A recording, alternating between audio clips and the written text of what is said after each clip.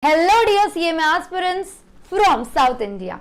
As you all already know, Akash Agarwal Classes has launched for you all 100% English lectures in English for CMA Foundation students giving their examination in December 2025 and onwards. So here I am going to tell you how do you enroll in the batch. You just have to join our WhatsApp community which is given in the link. Fill up the Google form again given in the link and do download our mobile application Akash Agarwal Classes to access the notes.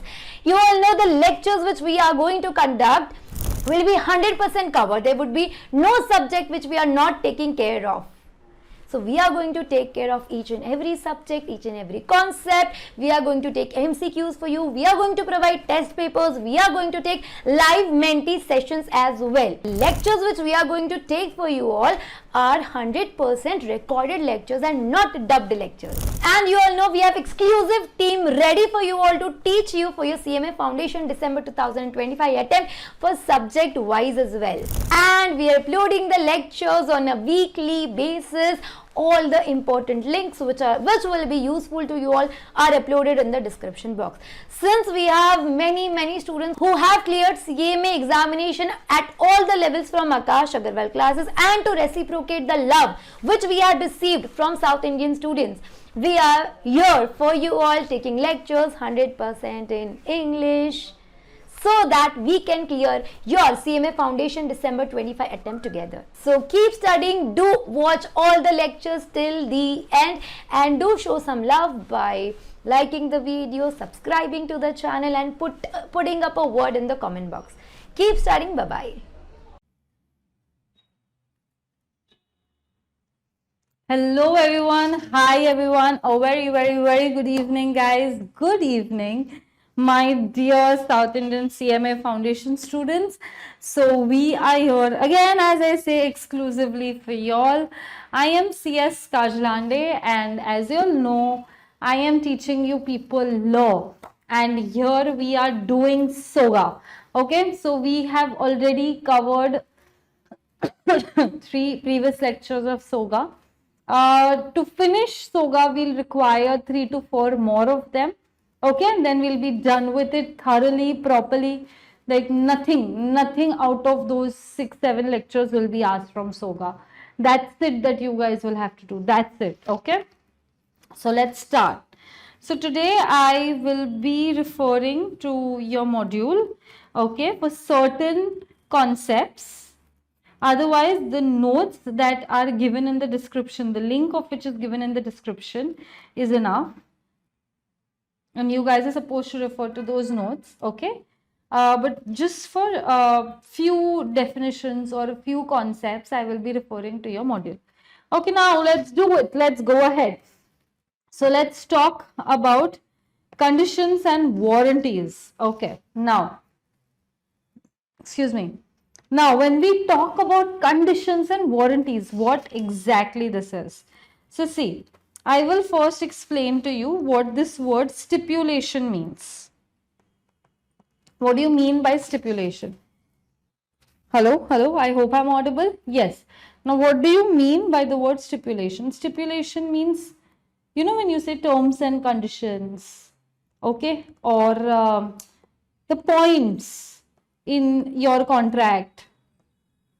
Okay, that is what you need to understand by stipulation, either terms and conditions or the points that are included in your contract, 1, 2, 3, 4, 5, 6, whatever the points you call this is stipulations. So now there are certain stipulations that are very essential, and there are certain stipulations that are not very essential. Okay, so now there are certain ones that are essential, there are certain ones that are non-essential. Now essential means they are very important. Okay, these are known as conditions, and the non-essential ones are known as warranties. Okay, now what exactly this is? Ma'am, what language are you speaking? Ma'am, we are not understanding.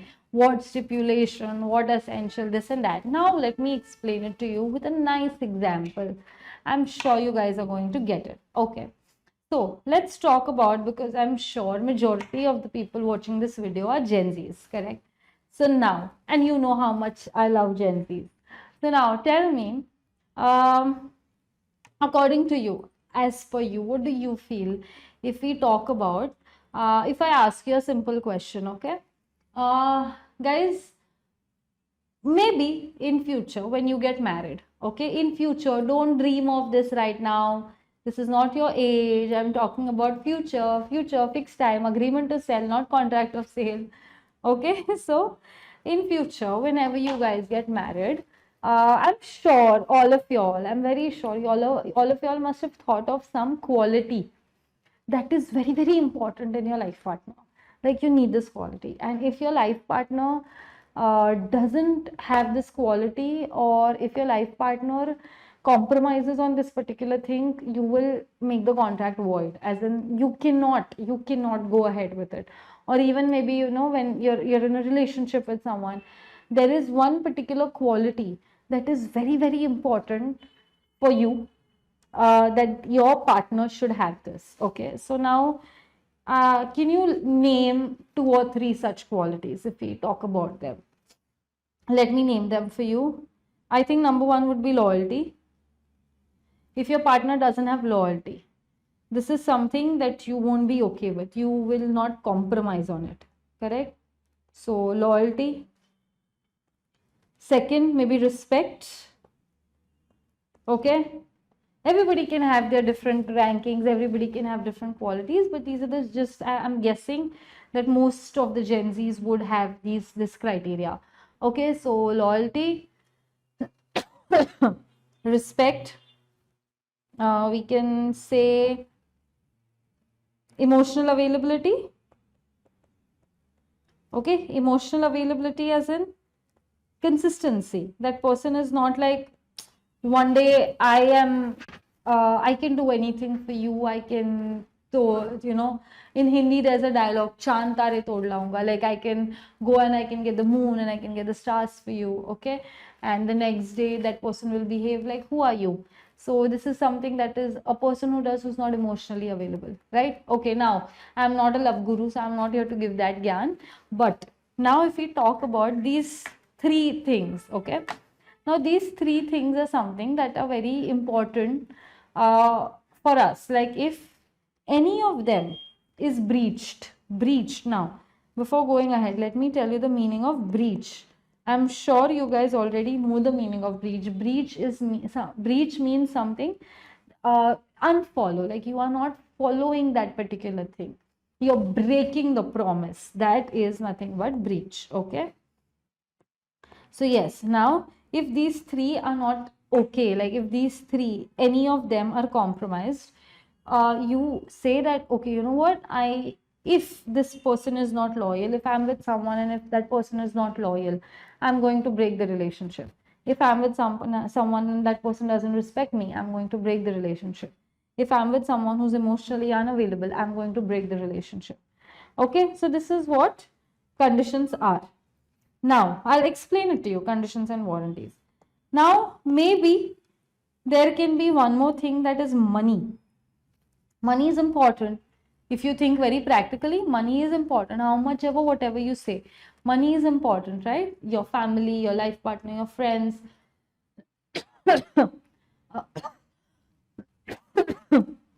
When anybody has more amount of money, obviously it's expected that that person will have, the approach towards life is going to be different. Okay, so let's consider your life partner. That person should have good amount of money, decent amount of money. But even if he doesn't have money, that doesn't mean that we'll break the relationship. Of course, we'll just tell him that, you know what, let's have a settled life together. Even I'm working, even you work. Let's earn together, let's grow together. You might try changing him, correct, but you will not leave him, you will not leave the relationship. Money is not that important. It is important, but not that important that you will leave the relationship the way you would leave it if there is no loyalty, correct. Then next, maybe just one more point we'll take for warranty. Next, let's consider his own house. Okay, so you of course would prefer any partner having his own house, but even if he does not have his own house, you will not break the relationship. But yes, of course, you will try motivating him to have his own house. You will try motivating, you will try changing him. And if he doesn't change, of course, you'll claim certain damages. Okay, now I'm talking in the terms of contract. You'll claim certain damages. You'll like go against him. You'll go, you won't break the contract. You'll still be in the contract. You'll still be in the relationship. But of course, you'll try making certain changes and getting certain amendments. Correct? So this is what? These stipulations which are non-essential for a contract. Non-essential, we wouldn't call it entirely non-essential. But we would just say they are not that important that a contract will break. Okay? So these stipulations which are non-essential for a contract are known as warranties. And the stipulations that are essential for a contract are known as conditions. Simple. So now, if any of this is breached, not followed, the contract will break. Clearly, the contract is going to be dead. And when you talk about warranty, if any of this is not followed, you won't break the contract. You will just claim damages. You can't like break the contract. You can't repudiate it. Now, I just use the word repudiate. Now, what do you mean by repudiate? Cancel. Okay. So, when will you repudiate the contracts? When there is a breach of conditions or when there is a breach of warranty? When there is a breach of conditions. So, conditions are essential stipulations. That, now listen to me. I am talking this in extreme language of Contract Act. So, conditions are essential stipulations that if they are not followed, if they are breached, the contract will become void. Simple. Okay. Now listen to this very carefully and say true or false. Warranties are non-essential stipulations in a contract that if they are breached, the contract will not be void, but damages can be claimed. Simple. Clear, everyone? Yes. Easy. So what are the essential ones? The essential ones are known as conditions, and warranty is the one which is collateral to the main purpose.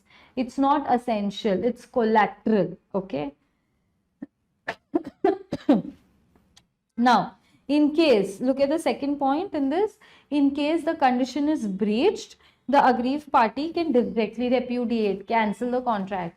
But in case a warranty is breached, you cannot cancel the contract. You can only claim damages. Okay. Now, for example,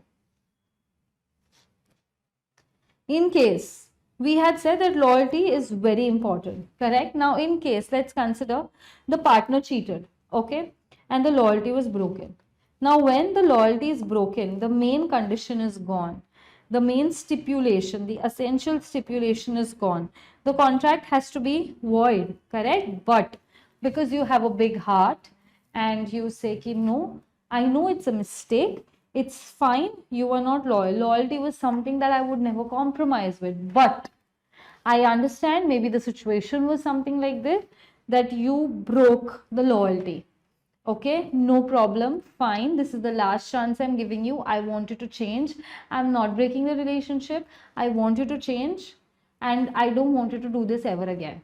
So here, did you ask for a change or did you cancel the relationship? You asked for a change, correct? So that you generally do when in case of warranty. So certain situations, if the aggrieved party, I've already explained you what aggrieved party is. Aggrieved party is a suffering party. So if the suffering party feels, if the suffering party says that, you know what, it's fine, I know there is a breach of condition. And when there is a breach of condition, I'm allowed to break the contract. But I understand it's okay. Let me treat this as a breach of warranty. I know it was a very important condition for me, but I am treating this as a breach of warranty because I have a big heart. Okay, now when I am treating this as a breach of warranty, whenever there is a breach of warranty, can I claim damages or can I cancel the contract? I can only and only claim damages. And once I say that, you know what, I forgive you, I'm ready to be in a relationship with you, I'm ready to continue, I forgive you for breaching one of the most important condition, I still forgive you, I'm treating that as a breach of warranty, I'm only asking you to change, and I'm not canceling the relationship, I'm forgiving you. Once you say this, you cannot go back on your words then after 2-3 months you cannot say no, you had done this, you had breached a condition, now I cancel the contract. No, you did give a chance to them, right? Okay, so now if we talk about this in the sense of Contract Act, a breach of condition can be treated as a breach of warranty if the aggrieved party feels so. If the aggrieved party says that let this breach of condition, look at the third point, be treated as breach of warranty. And then aggrieved party, of course, when the moment it is treated as breach of warranty, what will happen? Damages or the contract will be cancelled, only damages. And warranty, a breach of warranty can never be treated as a breach of condition because it was a small thing. Okay, it was not so big. Since the beginning you had been saying it's a small thing. If this breaks, it's okay. I won't break the contract. I'll just claim damages and things like that. It's a small thing. Okay, so breach of warranty can never be treated as breach of condition. But can breach of condition be treated as breach of warranty? Yes, if you have a big heart and you're okay with just damages, you don't want to cancel the contract, go ahead. No problem. Treat it just as breach of warranty. Clear, everyone? Yes. So once again, there are certain stipulations. Few of them are essential, few of them are non-essential. If these are not followed, repudiate the contract. Okay, because these are that important. If these are not followed, you may claim damages. Got it? Then, if you talk about essential conditions, these are essential stipulations known as conditions. They are known as conditions, and the non-essential stipulations are known as warranties. Whenever I'm writing, please write with me. Please write with me. Okay. The next and the last one is breach of condition can be treated, this is an equal to sign, breach of warranty. Then only damages will be claimed. Okay. But if you talk about non-essential, that is breach of warranty, can never be treated as breach of condition. Easy, everyone? Okay, so these are the points that differentiate conditions and warranties. Now, conditions and warranties, guys, it can be implied, it can be express. Now, what do you mean by implied and express? Implied is like you assume it, that it's by default, obviously. Now, for example, if you are, if a person comes and proposes to you, what would you assume? That this person is single. It's by default. You wouldn't ask him, are you single or are you with someone? It's assumed that if that person is coming and proposing to us, it's assumed that it is single. He's single. Okay, so these are certain implied conditions. That it's assumed that this is obvious, this is natural. This doesn't have to be asked to someone. It's assumed that this is normal. Implied warranty, again, it's assumed that this is normal. This does not have to be specified. It's by default. Yeah, this is obvious. Okay, now we are going to see certain implied conditions. Now this conditions and warranty, we've covered this in section 12. Okay, conditions and warranties is section 12. Now we will be talking about certain implied conditions. Okay, now implied conditions, as in we assume that these are obvious, these are natural. This is like something that law has made sure that this exists. Okay. Now the sections that cover these implied conditions are, now we are talking about conditions, okay guys, we are not talking about warranties here, we're talking about conditions. So are they the essential ones? Yes. So now we are talking about implied conditions. Let me change the color, it's too much. Green is visible? Yes, visible. You're really going, you're going to enjoy this. Conditions and warranties, like in SOGA, students enjoy this. They like love it, and this is one part which students understand very easily and they enjoy it. So I'm sure even you guys must be enjoying this. Okay, now what are implied conditions? That they are assumed by default, law has established it. It's going to be very obvious. Now the first one, as I said, we start this from section number 14 and we cover this till 18. Okay, so section 14 to 18 of SOGA talks about implied conditions. To be specific, section 14 to 17. Okay, we'll be covering that right now. Now, section 14 to 17, the first one, the first implied condition that is very obvious is condition as to title. Okay, now what is condition as to title? Let me just write it down. Condition as to title. Now, what do you mean by condition as to title? Okay, now, if I ask you, okay, guys, you all go somewhere to purchase a particular product, to buy a particular thing, what do you assume? Like, well, let's consider you go in a shop and there is like a lot of furniture there in a furniture shop. What do you assume? That this furniture belongs to this guy who's sitting on the main, like the billing counter or the shop owner. What do you assume? This furniture belongs to him, right? That is condition as to title. The ownership belongs to seller. We assume this, it's by default. Nobody has to tell this, right? Like, have you ever gone to a shop and have you ever asked the shopkeeper that, are these goods yours? Have you ever asked him? No. Or has he ever sold goods to you saying these goods are mine, you want to buy? No, it's assumed when you enter a shop, it's assumed that these goods are his. His title is non-defective. He is the owner of these goods and he has full legal rights to sell these goods. Okay, so that is assumed. Condition as to title. If there is a bad title to it, bad title as in if the person has, let's consider theft, if he has robbed these goods and then selling it to you. Mr. A has robbed certain goods and he's selling it to you. So this is a bad title, correct? So if it's a bad title, of course you can recover the damages. Of course you can recover the entire price of those goods again. Of course. But otherwise, what do we assume? That it's implied that the seller, he has full ownership, he has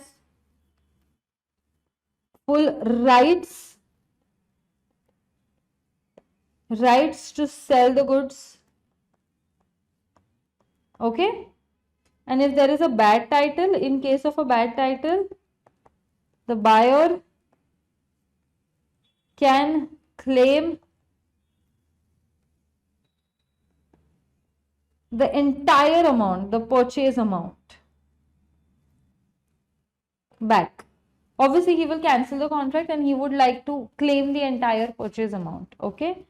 Now, next one is description. Now, what do you mean by description? Description. Okay. However, we have described the goods. Okay. If, like, for example, they are sold by description. Now, when are they sold by description? For example, customized goods. Okay. There is a seller on Instagram and you just see one of his products and you call him up and you say that I don't want this kind of product. This is not the product that I'm looking for, but it's similar to this. Maybe let me explain it to you, and you explain your customization. Okay, let's consider you're ordering a t-shirt or something. So you explain your customization to that particular person and you say, I want this product as per this particular description. Now, when you place the order and that person says, okay, it's going to be done. I'm sending you the QR code, transfer me 500 rupees. Your customization will be done. What do we assume? that this is exactly going to be done as per the description. The way we've described it, we are going to receive a good also like that. Isn't that what we exactly assume? So condition as to description. Now, the example also given in the module is a good example. They say, for example, if a buyer, he calls and he says, I want a machine, I want this particular, let's consider Xerox machine, I want this. And I want a new brand Xerox machine. Now, what do you expect that the way you've described it is going to be that?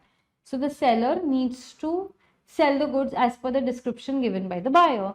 If the machine is old and he just repaired it and it's second hand and then he's selling it. So obviously the buyer, he can cancel the entire contract and he can claim for the entire money, the entire amount again. Okay, so description. So the goods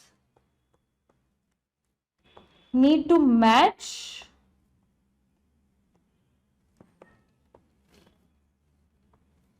the buyer's, the goods need to match the buyer's description. Got it? Okay.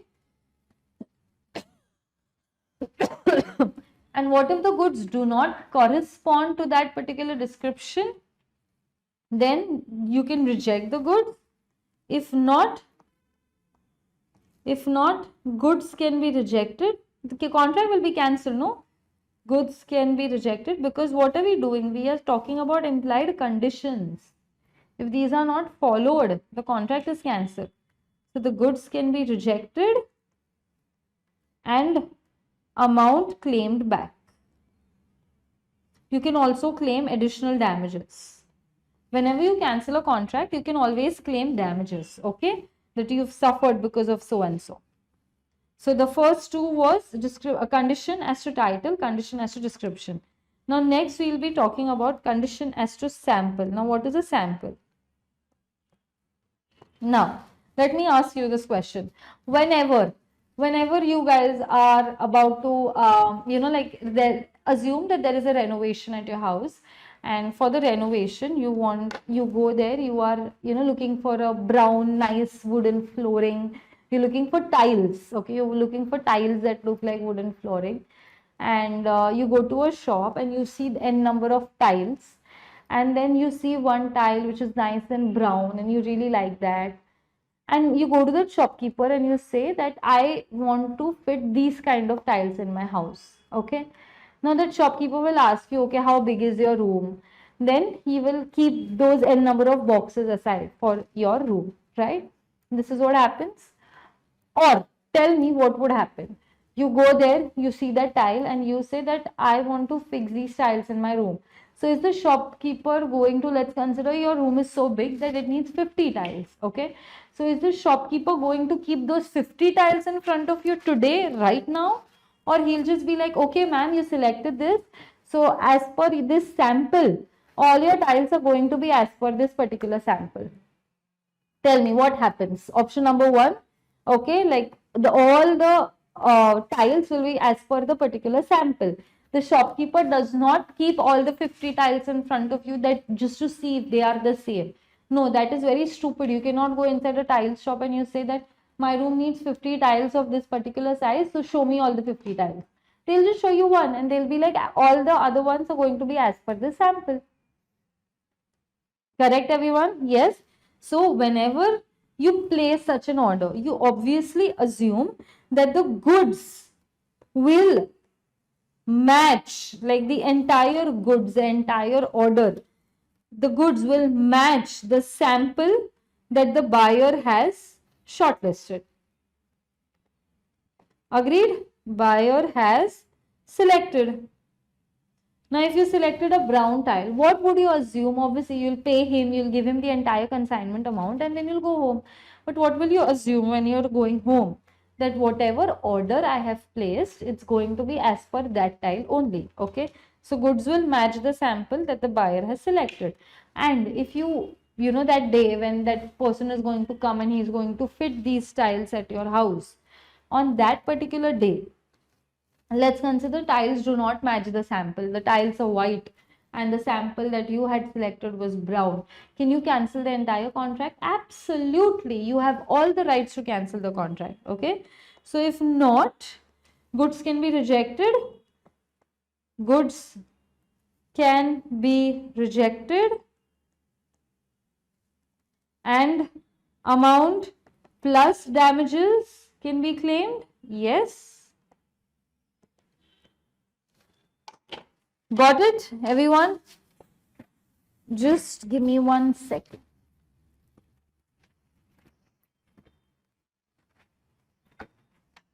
So yes, this is what the provision of sample is. Okay, so guys, got the difference between description and sample? Sample is you've already seen one and you want the rest of the goods to be just like that. Description is you've given your own description that these goods should be as per this particular description. You've given your own description and that's how you want all your goods to be. Okay, now title is done, description is done, sample is done. Now if we move on, title is done, description is done, sample is done. Now we will be talking about condition as to description plus sample. Now this is very interesting. Okay, please listen to this carefully. Guys, interesting, easy. I told you this is a very general topic and a very interesting topic in SOGA. This is something that all the students enjoy. They love studying this topic because they know that this is very like a very general topic. In day-to-day life, we see such situations. Okay, so description plus sample. Now, what do you mean by description plus sample? Okay, so for example, you go to a shop and you see that there is n number of salt bags that have been kept. Okay, they have been ascertained and they have been kept packed. Now, when you see these bags, you say, I love the packaging. This is exactly how I want the packaging to be. But I don't want normal salt. I want pink salt. Okay, and then there is a pink salt that is lying. Maybe let's consider this is the packaging of normal salt. Okay, and this is the packaging. This is the packet. This is pink salt. You know what pink salt is, right? So this is normal salt and this is pink salt. Pink salt, Baba, rich people have it. Very hi-fi people have pink salt. Very hi-fi people eat pink salt in their khana. Okay, now you say that this is a sample that I've tried. I've tasted this pink salt. I want pink salt. Okay, so you saw a sample of pink salt and you said, I want pink salt. But I want it in this kind of packaging. You described it and you just said that on this just border you can write pink. You described it, you customized it. You said, I want the packaging to be done as per this salt and on the border you just write pink. So you've given a description also. So you tasted a sample and you realize what kind of salt you want and also for that you gave a particular description as well. Okay, so if we talk about description plus sample, now what do you mean by description plus sample? It should be as per description, it should be as per sample. If it is, and it's a combination, if it is rejected by the buyer that no, this is not as per sample or no, this is not as per description, either of it, if it is rejected, the entire goods will get rejected, the entire contract can get repudiated. Now you guys know what do you mean by repudiation. Yes, okay. So your goods will match sample plus description and we will write the same thing now. If not, goods can be rejected. And what can be claimed, people? Amount plus damages can be claimed. Got it? So what are the implied conditions? Title, description, sample. Then we combine both description plus sample. Clear, everyone? I hope, guys, there are no doubts. I hope you guys are understanding this. I hope you guys are liking Soga. Soga is one of my favorite, so I really want all my students also to like it. Okay. Now, next is condition as to fitness or quality. Obviously, whenever you guys go and whenever you buy a particular thing, it's assumed that the quality is good enough. You can use this particular product. It's not going to, like, it's not a China made product. Correct? It's not a Chinese. We say, when we say that, Arey, this is a Chinese product, when do we say that? When you're not sure if this is going to work. Okay, in Hindi, I'll tell you this saying. There is a quote called Chala to chand tak, nahi to raat tak. Okay, now what do you understand by this?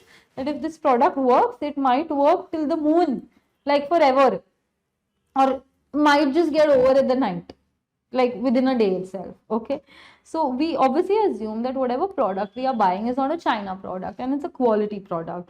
Okay, but at the same time, it's our duty. Okay, as a buyer, it's our duty. I'm going to be explaining you a concept called as caveat emptor, but not right now. Right now we are just going to be doing conditions and warranties. After that, I'll be explaining caveat emptor. Okay.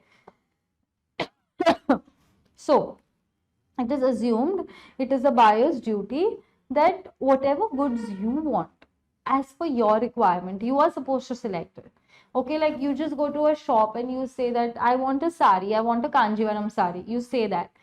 Now the shopkeeper will show you the Kanjivaram saris. But now it's your duty to select as per your requirement. Then you can't blame him that no, this is not what I want, this is not suitable for my purpose and this and that. You can't say that this didn't look good for the marriage. I was looking very underdressed, everybody else is looking very nice. I was looking very simple, like I've come for a normal puja, normal function, I was looking like that. Okay, you can't just say something like that. So it depends on your judgment. But this has a twist. Just like all our movies have a twist. Now, what is the twist in this? If the buyer had already told the seller that, listen, I need a sari for wedding. If the buyer had already told the seller that I need this, just one second. Yes, that I need this for a wedding. The purpose was already prescribed. Okay. The buyer said that I do not understand anything much in these traditional saris. I'm buying it for my mother. Okay. I want to give my mother a surprise. I do not understand much. So I am relying on your judgment. I am relying on your skill because I do not know. Okay, and where the consent, if by chance the consent of the buyer, it was obtained by fraud or it was obtained by misrepresentation, in all these cases, the buyer won't be blamed if the product is not good enough. Okay, for example, now let me explain this to you nicely. Just like we explain you everything in a nice, in a very patient, in a detailed manner. Okay, so description plus sample is done. Now, if I talk to you about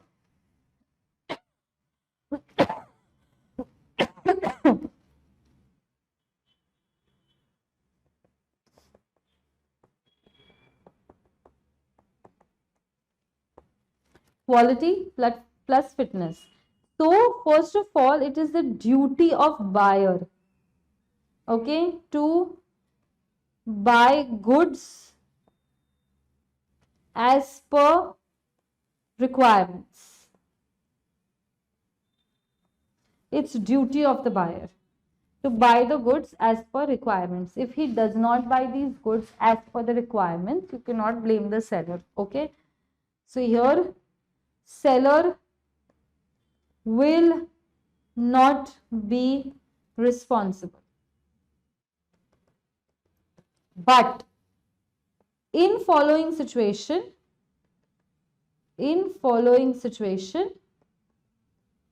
seller will be responsible. In the following situation, seller will be responsible. Okay, so this we will not we will consider this as an implied condition, that when these conditions are satisfied. Now, what are these conditions? That the purpose of use was specified, that I need this good for this particular purpose, specified. Reliance was on seller's skill and judgment. We said that I am completely relying on your judgment, on your skill. I have no idea about these traditional saris. Okay? Or else, seller obtained consent. Seller has obtained consent on fraudulent means or by fraudulent means. You can just write by here, okay? By fraudulent means.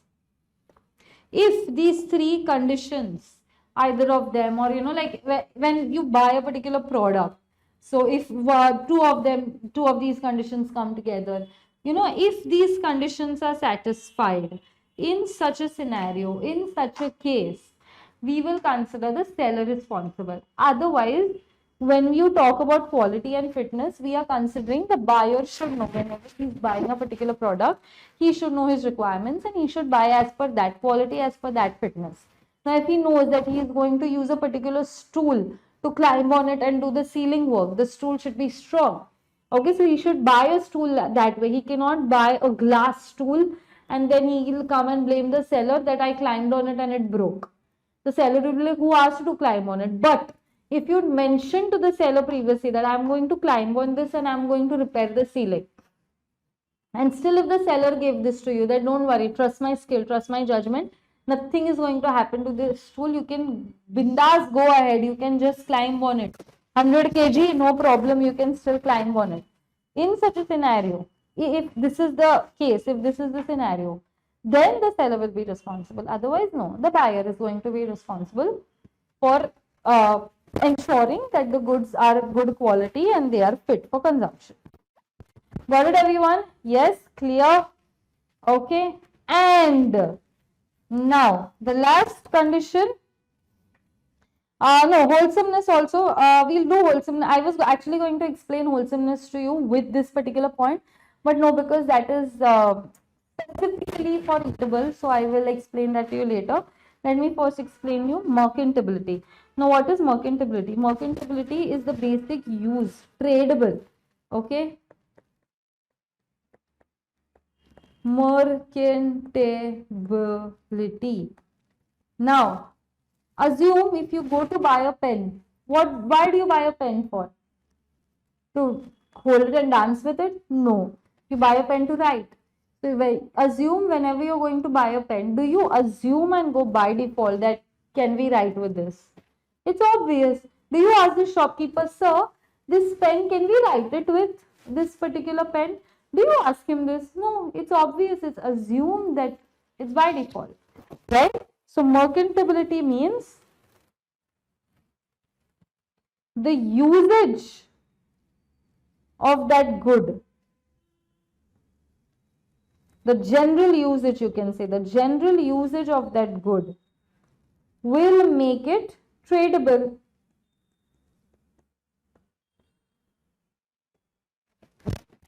Okay, because you assume, of course, you assumed that a pen is going to be used to write, right? You assumed it's by default that a watch, it will help me track down the time. If the watch is only not moving, if it is not helping us to keep the time, what's the use of this, right? So merchantability means acceptability. It's like general usage in the market. You're not going to use a watch just to show off, just wear and show off. No, what is the general usage, general acceptability in the market? Time.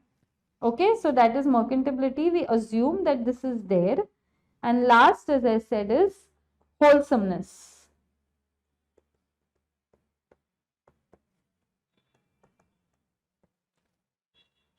Now, what is wholesomeness? As I said, wholesomeness is generally for eatables and related things. Okay, So when you expect that when you are purchasing any eatable, so that good should be free for human consumption. Okay, like for example, let me first just write down the technicality and then I'll give you an example. Goods to be fit for human consumption. We assume that these goods are fit for human consumption.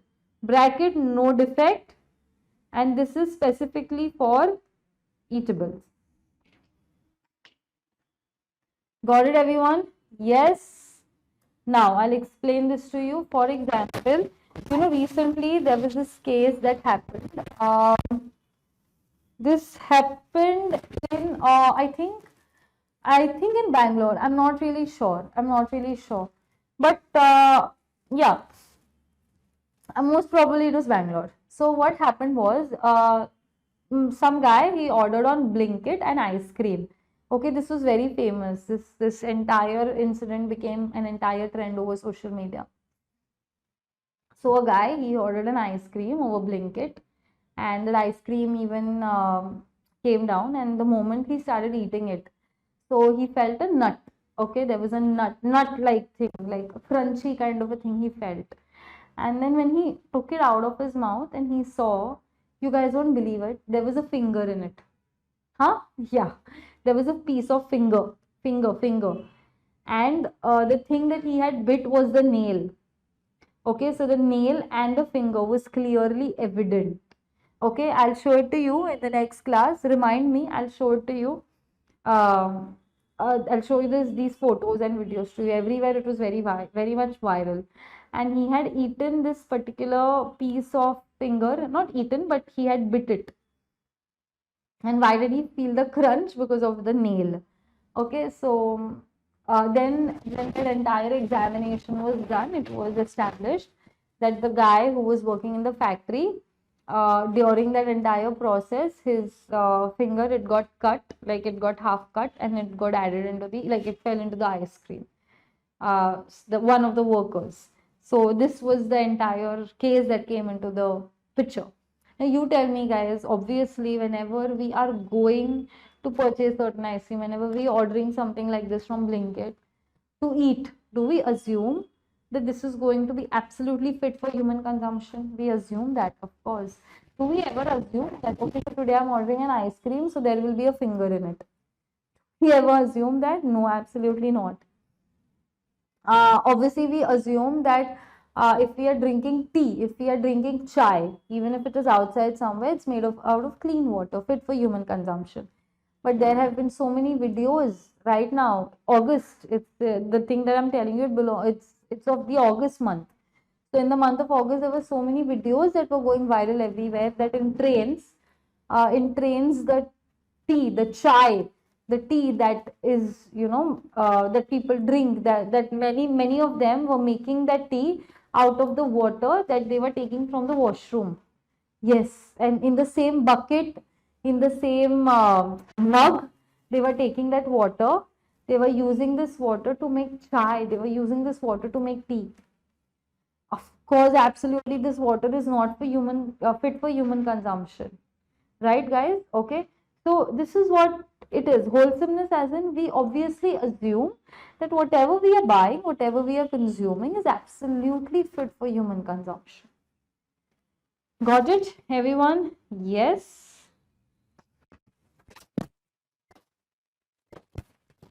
So these are the implied conditions. Now, what are the implied conditions? Guys, this is section 12. What does section 12 say? There are two types of stipulation. First of all, condition and warranty. Condition is the essential stipulation. If this is not followed, it is the main purpose. If this is not followed, then the contract can be cancelled entirely.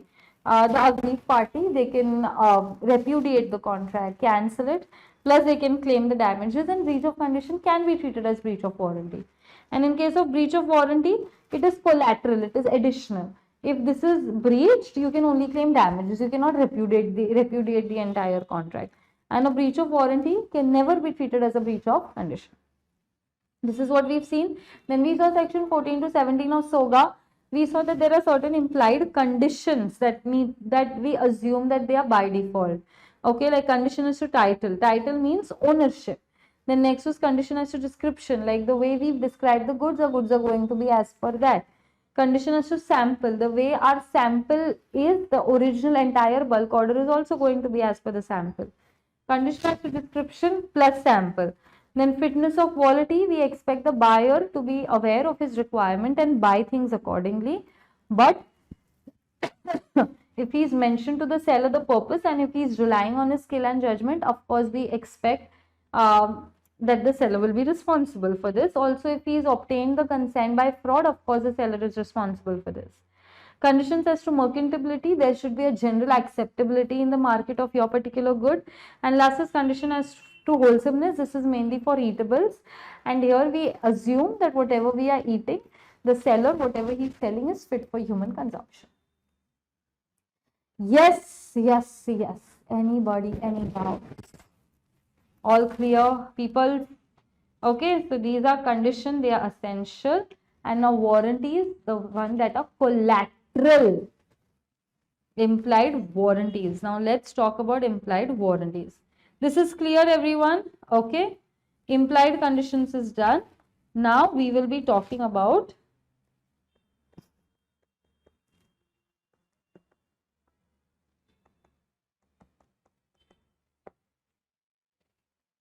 implied warranties.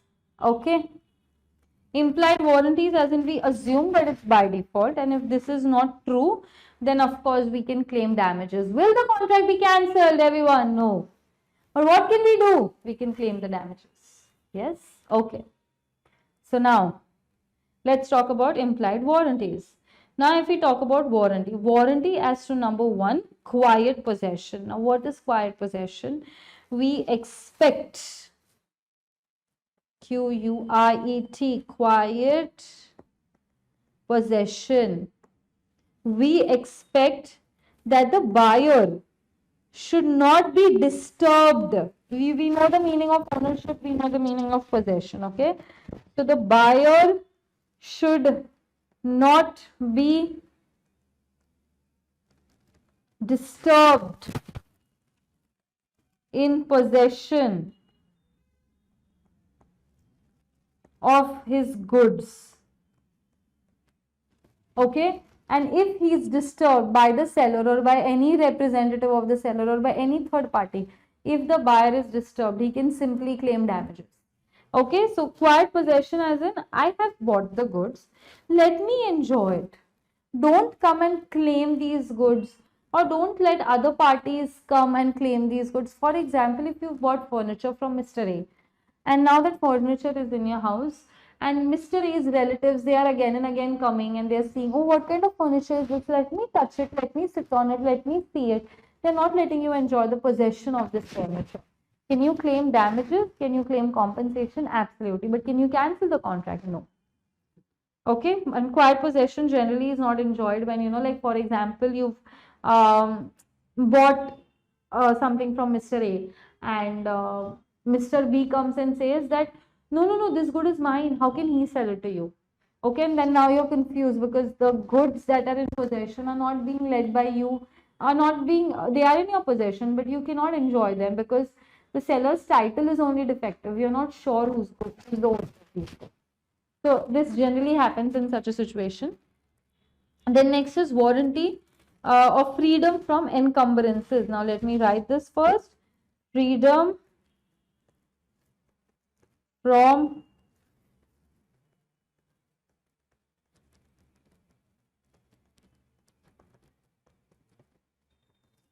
encumbrances. Now what do you mean freedom from encumbrances? We expect that the goods should be free from all liability. And if there is any liability, the buyer should have been informed about it well in advance. Okay, now for example, let me give you an example. So, he is sad, he is happy, he is let's consider Nilatma. What's his name? Nilatma. And what's this guy's name? He has good spiky hair. And what's this guy's name? He doesn't have spiky hair, but he has good curls. His name is Kulatma. Guys, good names, yeah, come on. So his name is Kulatma and this guy's name is Nilatma. Now what does Kulatma has to say? Let's consider in our example, Kulatma sold goods to Nilatma. Okay, let's make this easier. One second. So Kulatma is your seller and Nilatma is your buyer. Now there is a car. Let me draw this car. 4, no? Okay, so this is a car. Kulatma sells this car to Nilatma. Okay, and he sells it for rupees 5 lakhs. This 5 lakhs Nilatma paid Kulatma. Now this car went to Nilatma, correct? Because he paid the amount. So now this car is Nilatma's. Now SBI, a bank manager from SBI, an old person, his name was Cuckoo. So Cuckoo, he is the bank manager of SBI. Cuckoo goes to Nilatma's house and he says, I am sealing this car. You're not supposed to use this car. And Nilatma says, why? I have bought this car legally. See, I have the documents, I have the papers also. I have brought it from Kulatma. He is the owner. Cuckoo says, yes, correct. Kulatma is the owner. The documents are in the name of Kulatma. But Kulatma had taken a loan from SBI. And he had taken a loan of, let's consider let's consider he had taken a loan of rupees 3 lakhs.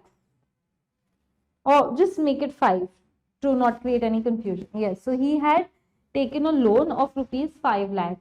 And in exchange of that loan, as a security, he had kept this car. Security. Now, what do you mean by security? Girvi, mortgage. Now, what does this mean? Kulatma had said, SBI, give me 5 lakh rupees. SBI says, okay, but what if you don't repay it? SBI, if I don't repay this 5 lakh rupees, take my car away. It's worth 5 lakh. Take it away. So SBI has no disadvantage in it. Okay, there is no harm that SBI is going to face here. So SBI says, okay, fine, no problem. I'll give you 5 lakh rupees, repay. If you don't repay this, I'll take your car away. So now Cuckoo has been calling up Kulatma since n number of days, but Kulatma has not been answering the call. So there's a default that has been made in payment of EMIs. So now he comes to Nilatma and he wants to seal this car. And Nilatma says, oh my God, I did not know. I was not even aware. I did not know that this car has a loan on it. I did not know. Okay, so encumbrance. Now what do you mean by encumbrance? Liability. So we expect that whenever we buy a good, the good should be free from all the liabilities. Okay, and if there is any liability, the buyer should be aware of it. Okay, so now what the buyer can do? The buyer can sue for damage. Got it, everyone? Now the last 2 points. This is very easy. Warranty as to fitness. Okay, we obviously expect whenever we go and whenever we buy a good, we expect that the quality and fitness, merchantability, fitness, quality, it's going to be it's going to be as per your requirements. So fitness, quality,